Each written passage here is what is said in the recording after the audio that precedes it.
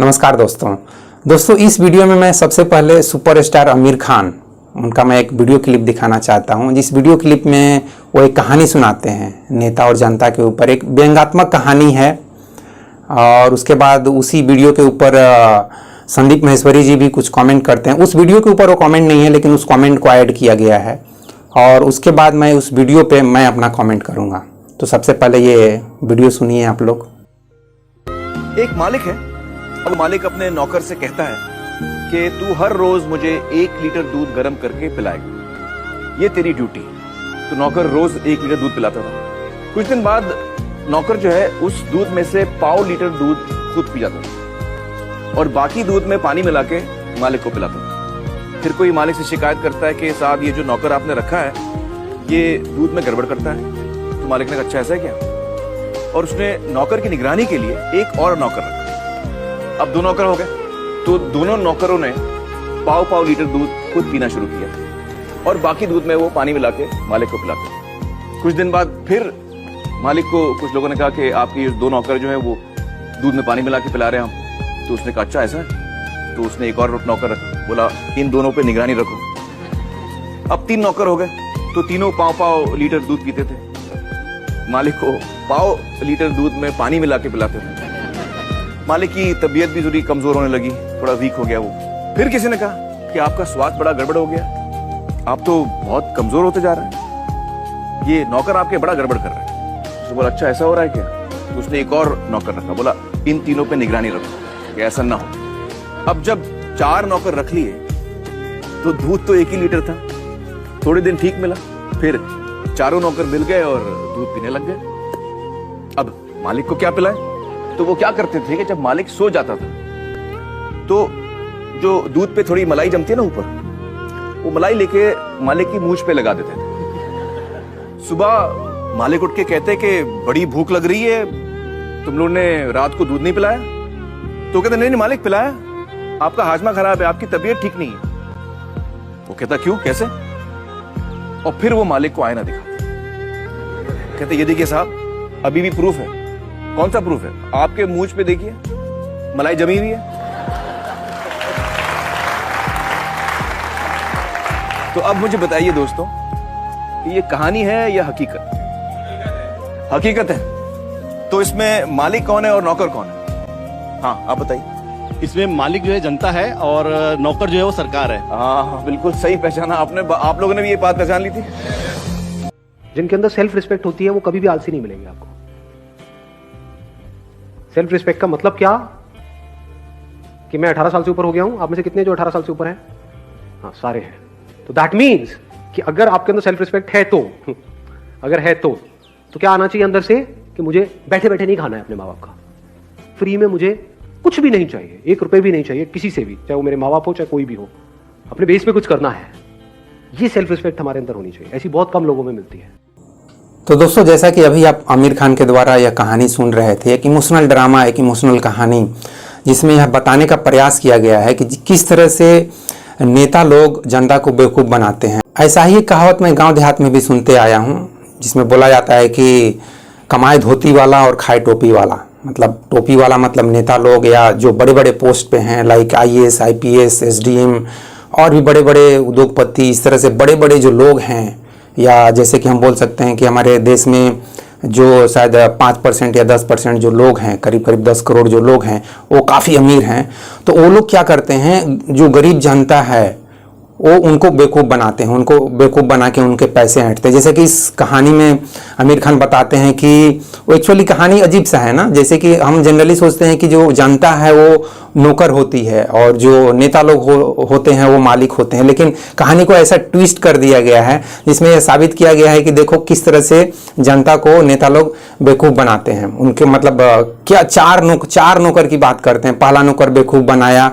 अब यहाँ बात आती है कि फिर ये बेवकूफ़ नौकर जब मालिक को बता कौन रहा है। मतलब जैसे कि बीच में बोल देते हैं कि किसी ने बताया, किसने, आई थिंक रिपोर्टर लोग बताते रहते हैं कि देखो जनता लोग, मालिक लोग, बेवकूफ़ मालिक लोग आप लोग को, नेता लोग मतलब नौकर लोग बेवकूफ़ बना रहे हैं। एक नौकर बेवकूफ़ बनाया और मालिक नौकर रख रहा है। क्या बात है। मतलब वो वोट देने की तरफ इशारा कर रहे हैं कि हम लोग वोट दे के नेताओं को चुनते हैं, इसलिए हम लोग मालिक हैं और नेता लोग हमारे नौकर। IAS IPS को तो नहीं चुनते हैं, क्योंकि ये लोग तो अपने काबिलियत से बनते हैं। तो जो मालिक है मतलब जनता, एक के बाद एक नौकर रख रही है, एक नौकर रखी, फिर उसके नीचे और एक नौकर, फिर मतलब सबकी निगरानी करने के लिए।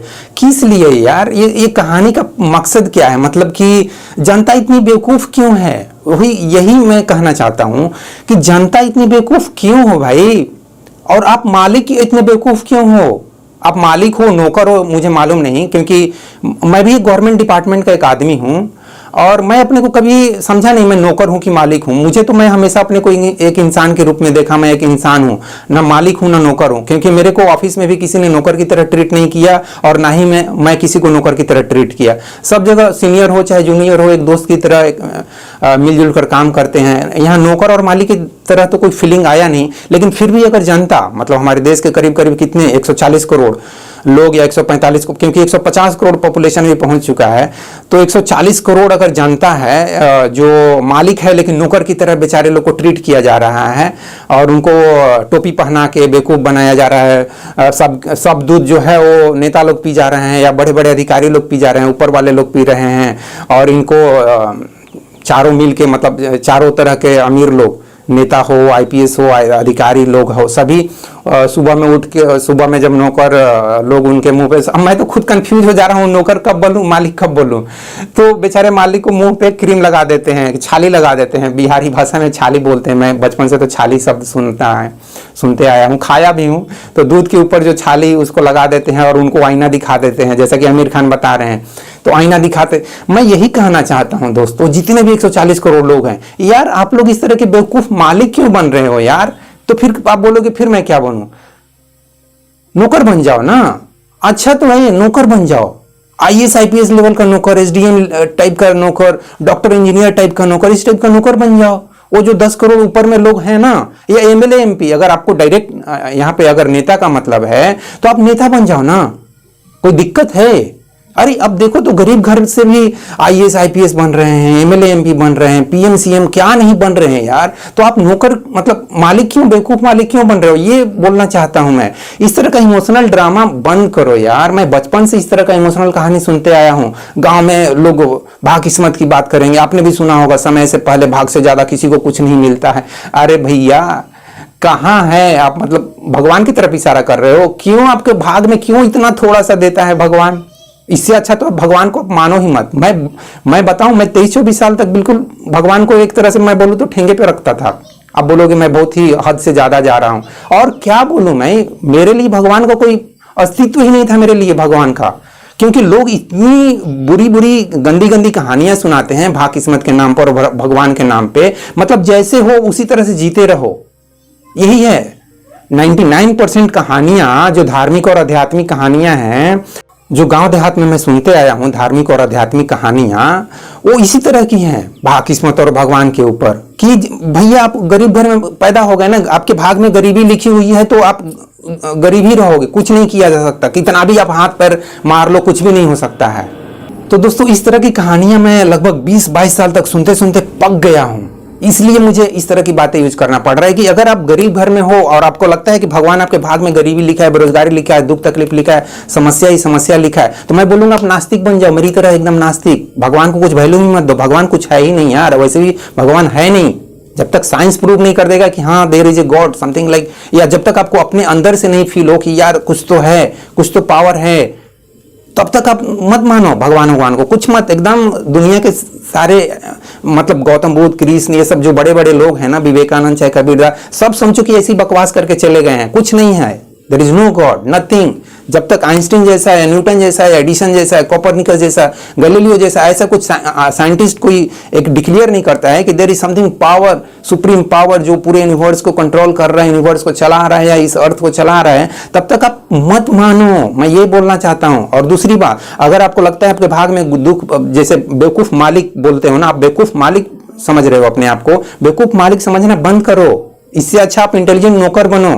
जैसे इस कहानी में मालिक को बेवकूफ बताया गया है और नौकर को इंटेलिजेंट बताया गया है, तो आप इंटेलिजेंट नौकर बनो, ना कि बेवकूफ मालिक बनो।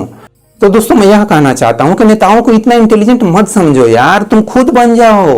ये मैं कहना चाहता हूँ। खुद एमएलए एमपी बन जाओ, मुखिया बन जाओ, आईएएस आईपीएस ये सब बन जाओ। जो ये इंटेलिजेंट नौकर है ना, इस तरह का इंटेलिजेंट नौकर बनो, बेवकूफ मालिक मत बनो। मुंह पे कोई तुमको क्रीम लगा दे रहा है या हरा रंग का चश्मा पहना दे रहा है या टोपी पहना के बोलता रहे तुम ही सीएम बन गए।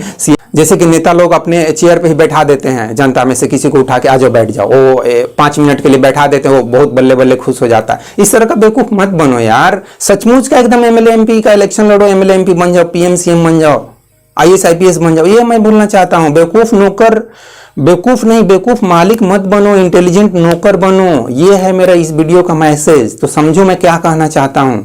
और साथ ही ये भाग किस्मत और भगवान का जो रोते रहते हो ना, या नेताओं का या बड़े बड़े अधिकारियों का, इस तरह का लोगों का रोना जो रोते रहते हो ना, ये रोना धोना सब बंद करो यार। बहुत हो गया ड्रामा, इमोशनल कहानियां, ये सब बंद करो।